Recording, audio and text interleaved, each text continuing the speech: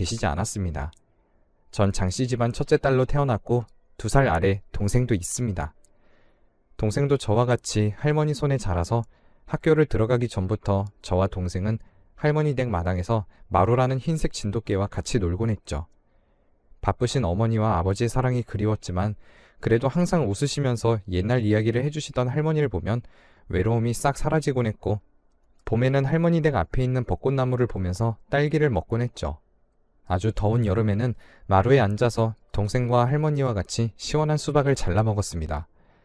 또 선선한 바람이 불기 시작하는 가을에는 아주 빨갛게 익은 감을 먹으면서 잠들기도 했고, 하얀 눈이 내려오는 겨울에는 동생과 할머니와 같이 따뜻한 이불 속에서 귤을 까먹으면서 소소하지만 지금도 생각나는 좋은 추억을 간직하며 보냈습니다. 그렇게 부모님과의 추억보단 동생과 할머니와 함께하는 시간이 많았고, 어느덧 저와 동생은 성인이 돼서 독립을 할 나이가 되었고 사회생활을 해나가고 있었습니다. 20살이 되자 전 동네 작은 회사에 취직을 했는데, 그때 당시에 제가 다니던 그 회사의 주변에는 거의 다 주택만 있었던 터라 회사 주위에도 딱히 놀 곳도 없었죠. 그렇게 학교 추천으로 들어간 회사에서 일을 하고 궁금한 게 있으면 물어보고 잘한 게 있으면 칭찬을 받고 가끔은 회식도 하면서 평범한 직장 생활에 나름 만족하며 살던 중 저에게 특별한 일이 하나 생기게 됩니다. 바로 연애에 관심이 생기게 되었는데, 어느 때와 다름없이 일을 마치고 집으로 가던 중 횡단보도의 파란불이 거의 다 꺼져갈 때쯤 한 시각장애인이 막대기로 바닥을 짚으며 횡단보도를 건너고 있었습니다. 녹색 신호가 2초 정도밖에 남지 않은 상황에서 중간 정도밖에 오지 않았고, 그곳은 교차로가 있는 위험한 곳이었기 때문에 어두운 밤이라 아무리 운전자가 주의를 한다고 해도 사고가 일어날 것 같다는 생각이 들었죠. 옛날부터 항상 할머니께서는 동생과 저에게 어려운 사람이 있으면 누군가가 도와주겠지라는 생각으로 그냥 지나치지 말고 내가 직접 나서서 도와주다 보면 언젠가 내가 어려운 상황이 닥칠 때 나에게 도움을 주는 사람이 생긴다고 말씀하셨습니다. 그 순간 할머니가 해주신 말씀이 생각이 났고 횡단보도를 건너는 시각장애인 분에게 다가가 제 손을 잡고 걸으라고 했고, 다른 차들에게는 잠깐 멈춰달라는 손인사를 건넸습니다. 그 남자분은 저에게 착한 아가씨네요. 정말 감사합니다. 란 인사를 하셨고, 저는 그냥 전 당연한 일을 한 거니까 고맙다는 말씀 안 하셔도 됩니다. 그럼 집에 조심히 들어가세요. 라는 말을 남기고 집으로 갔습니다. 그렇게 또 이틀 정도가 지났을 때 또 제 눈에 낯익는 사람이 보였습니다. 바로 며칠 전에 횡단보도를 건너는 시각장애인 분이셨는데, 그때와는 다르게 인도의 지갑을 떨구시며 걸어가셨죠. 혹여나 나쁜 사람이 지갑을 훔쳐가지 않을까 하는 생각에 얼른 따라가 그분께 떨어진 지갑을 주워드렸습니다. 안녕하세요. 또 뵙네요. 혹시 지갑이 갈색 지갑 맞으세요? 아까 떨어뜨린 것 같은데 그냥 가시길래 주워드려요. 오늘도 조심히 가세요. 라는 말을 했어요. 이번에도 그냥 감사하다는 말씀을 하실 줄 알았는데 갑자기 저에게 다름이 아니라 저번에도 그렇고 이번에도 그렇고 이렇게 선의를 베풀어 주셔서 너무 감사한데 시간 괜찮으시면 제가 식사 좀 대접해드려도 될까요? 라고 하는 겁니다. 처음엔 밥을 사주신다길래 혹시나 부담드리는 게 아닐까 싶어 거절을 했지만 제가 거절하는 게 더 부담스럽다고 하셔서 결국 저희는 주택가 주변에 있는 콩나물 국밥집으로 가서 같이 밥을 먹기로 했습니다. 저도 집으로 가면 혼자고 같이 밥 먹을 사람이 없었는데 마침 아주 잘 됐... 그분과 같이 밥도 먹고 이야기도 하면서 서로에 대해 조금 알아가기 시작했어요. 밥을 먹던 중 갑자기 그 남성분이 저에게 이런 말씀을 하는 겁니다.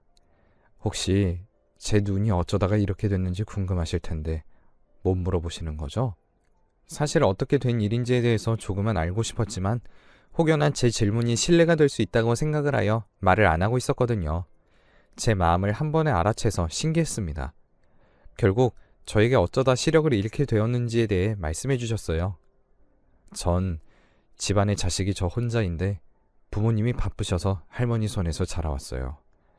제 할머니께서는 말씀하시는 게 너무 긍정적이시고 항상 저에게 웃음만을 주셨던 분이세요. 그런데 할아버지가 워낙 폭력적이었고 술만 드셨다 하면 할머니를 때리는 날이 평범한 정도였죠. 술을 많이 드신 날은 물건을 부셔버리거나 제 눈앞에서 자해를 하신 적도 있었어요.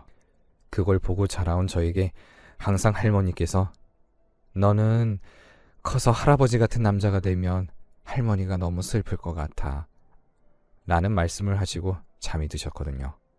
그게 제가 들은 할머니의 마지막 말이었어요. 할머니가 돌아가시자 이제 맞을 사람이라고는 저 혼자였죠. 그렇게 제정신이 아닌 할아버지의 폭력을 견뎌오다가 어느 날은 잘못 맞게 되는 바람에 시간이 지나면서 양쪽 눈이 안 보였고 할아버지의 폭력에 못 이겨 차라리 할아버지의 손에서 자라느니 혼자 살더라도 거지가 되는 게 좋겠다고 생각했고 바로 집을 나왔어요. 그때가 아마 18살 때인가 그랬을 거예요. 지금까지 할아버지가 어떻게 지내시는지, 아니, 지금 이 이야기를 들은 저는 마음속 상처가 많을 것 같은데 지금은 굉장히 밝으신 분이라는 걸 깨달았고 힘들 때마다 같이 있어주고 싶다는 생각이 들었습니다.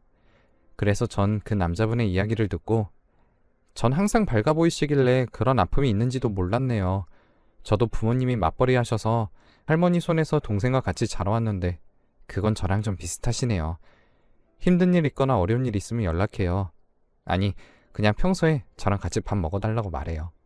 저기 맛있는 장어구이집 아니까 나중엔 제가 거기 사드릴게요. 했어요.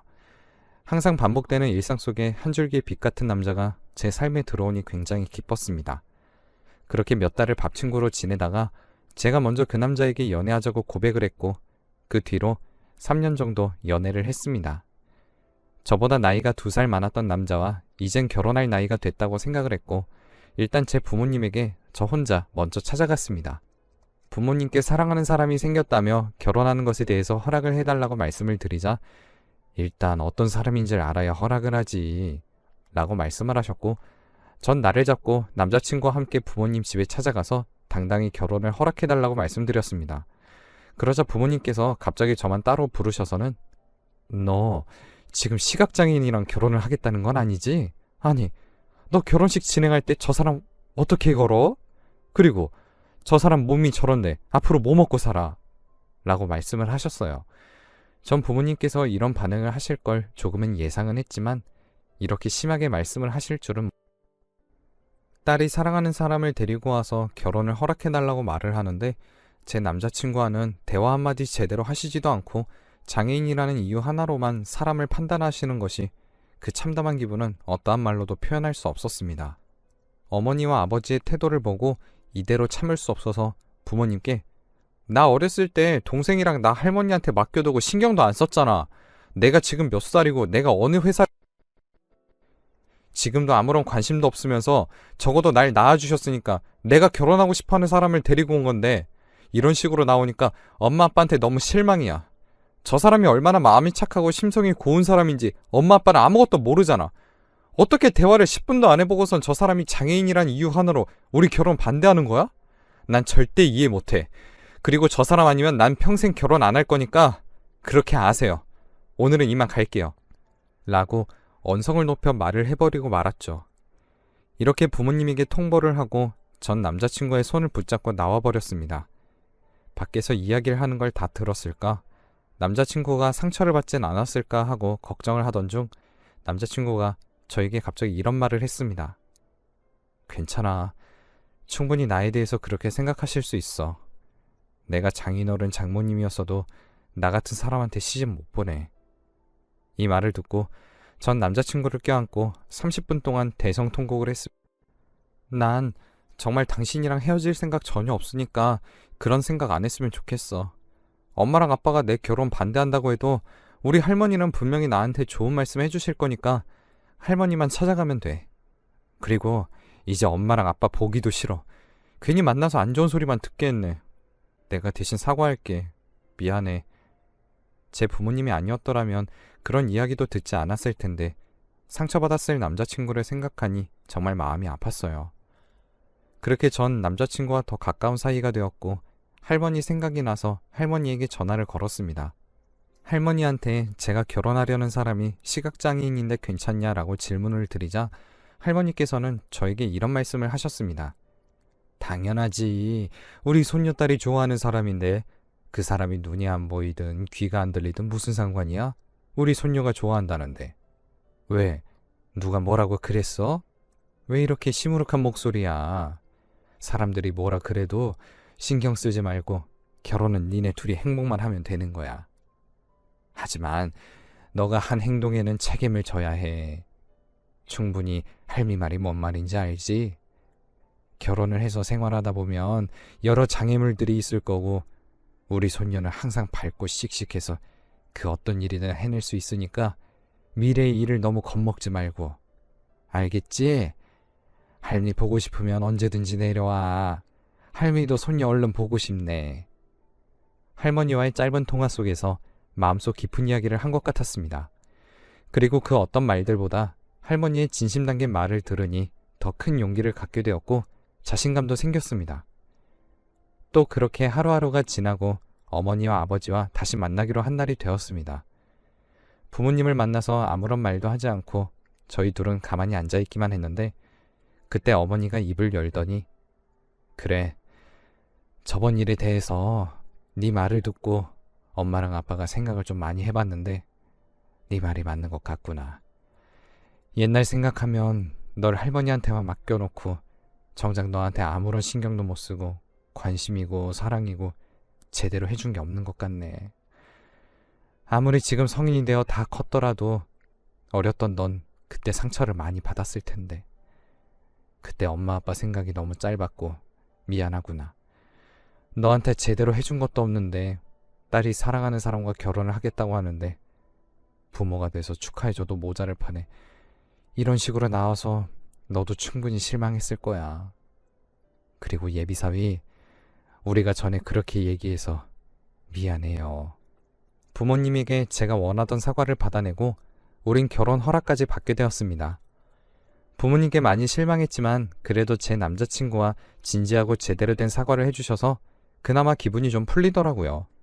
그렇게 저와 남자친구는 꽃이 활짝 피고 선선한 봄바람이 불어오는 봄날에 결혼식을 올렸습니다. 제 결혼식을 축하해 주시다가도 제 남편이 시각장애인이라는 사실을 알게 되면 뒤에 가서 불쌍하다, 왜 장애인이랑 결혼하려는지 모르겠다 등등 정말 입에 담기 힘들 말이 떠돌았지만 그런 사람들을 상대하는 것은 제 시간이 아깝다고 느꼈고 왜 그렇게 남의 일에 관심이 많은 건지 라고 생각하고 그냥 무시하는 게 정답이고 필자리 활 그렇게 결혼식을 올리고 속 깊은 남편과 같이 사는 것이 정말 꿈 같았지만 그런 제 행복은 그리 오래가지 못했습니다. 결혼한 지 6개월 정도 되었을 때 평소와 다름없이 저는 일을 가고 남편은 집에 혼자 남아 있었습니다.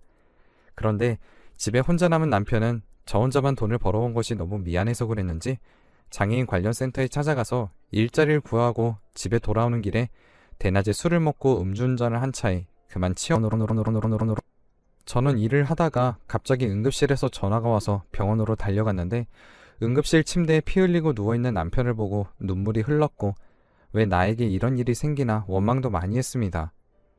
다행히 남편의 수술은 성공적으로 끝났고 전 남편이 일어나자마자 소리를 지르며 아니 그냥 집에 있으라고 했잖아. 당신 눈도 안 보이는데 낮에 그렇게 돌아다니다가 이렇게 사고 당하면 어떡해. 내 마음 찢어지는 걸 원하는 거야? 남편이 걱정돼서 제 마음속 본심이 나왔고 제 말을 들은 남편은 저에게 이렇게 말을 하더라고요. 하루 이틀도 아니고 당신만 밖에서 힘들게 돈 벌어오는데 내가 미안해서 어떻게 집에만 있어. 눈 안 보여도 일할 수 있는 일이 있대. 그래서 당신 고생 좀 덜 시키려고 낮에 일 구하러 나가다가 그만. 나도 정말 속상해. 그만 화내. 남편이 지금까지 저에게 한 번도 화를 낸 적이 없는데 저에게 처음으로 자기 주장을 펼치며 화를 내니 많이 당황했습니다. 내가 내 생각만 한 것 같네. 당신이 이렇게 마음속에 짐이 있을 줄 몰랐어. 돈은 나 혼자 벌고 아껴서 잘 살면 되니까 앞으로 이렇게 혼자 밖에 돌아다니지 마. 나 당신 없으면 사는 의미가 없어. 미안해 여보. 결국 남편과 화해를 하고 그 음주운전자는 남편이 입원한 병원에 찾아와 제발 합의 좀 해달라고 애원을 했습니다. 합의를 안 해주면 징역형을 살아야 된다는 말에 합의를 해주었어요. 음주운전자는 제 남편을 보더니 혹시 눈이 불편하신 분인가요? 라고 제게 물었고 전 그렇다고 했습니다. 그래서 그분은 죄책감이 더 많이 들었느니 저와 남편이 있는 병실 안에서 무릎 꿇고 말없이 그래서 저와 남편은 괜찮다며 울지 마시라고 하였고 합의를 하고 싶다고 하셔서 합의서를 작성하고 계좌번호를 알려드렸는데 어느 날 제 계좌로 2억이라는 큰 돈이 입금이 되었더라고요. 분명 합의서에는 3천만 원이라고 적혀 있었는데 2억이라는 큰 돈이 들어오자 저는 담당 형사분께 전화를 했고 합의 금액이 잘못 들어온 것 같다고 했어요. 형사분은 그게 그분이 죄책감으로 너무 힘들어하셔서 살고 있던 아파트를 처분하고 2억이라는 돈을 전해드려야 마음속 죄책감이 조금이나마 줄어들 것 같다고 하시더군요. 라는 말을 전해들었습니다. 저는 당황해서 어찌할 바를 몰랐지만 형사분께서는 그냥 받고 치료비에 잘 쓰라고 하셨고요. 그 뒤로 남편은 6개월의 입원 생활 끝에 퇴원을 하게 되었고 남편과 저는 더욱더 각별한 사이가 되었습니다. 그리고 임신에 성공해 눈에 넣어도 아프지 않을 딸아이를 출산하게 되었습니다. 합의금도 많이 남아 그 돈으로 소형 아파트를 매입해서 이사도 왔죠. 딸은 저와 남편을 많이 닮아 성격이 아주 밝은 아이인데 제 어린 시절엔 부모님 사랑을 많이 못 받아서 그런지 제 딸아이에게만은 부모와의 시간을 많이 보낼 수 있게 정말 많이 노력했습니다. 하지만 아빠랑 항상 집에 붙어 있어서 그런지 저보다 아빠를 더 좋아하는 것 같네요. 딸아이를 정말 열심히 키워온 결과 시청에서 일하는 공무원이 되었고요. 전 아파트 상가 1층에서 작은 문구점을 하나 열어서 어린아이들을 보며 하루하루를 보내고 있었습니다. 주말이 되면 남편과 딸, 저 이렇게 셋이서 근처 공원에 가서 도시락도 먹으면서요. 여러분들께 드리고 싶은 말씀은 항상 누군가를 만날 때는 겉모습으로 사람을 판단하지 않았으면 좋겠다는 말씀을 드리고 싶어요. 그리고 무엇보다 항상 인생에는 타이밍이 있으니 나중에 후회하지 않도록 어려운 사람이 있으면 도와드리고 매사에 최선을 다하는 사람이 되었으면 좋겠습니다. 제 긴 글을